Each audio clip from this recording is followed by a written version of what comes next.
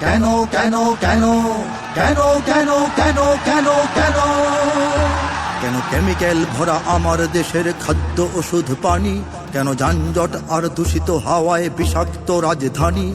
কেন নীতি আদর্শ রুচি শিক্ষায় না হয়ে সভ্য জাতি? শুধু ফ্যাশন রেসিপি ট্রলবাজি আর ভাইরালে মাতামাতি? কেন বিশ্ব বাজার পায় না এ দেশ আমদানি করে চলে?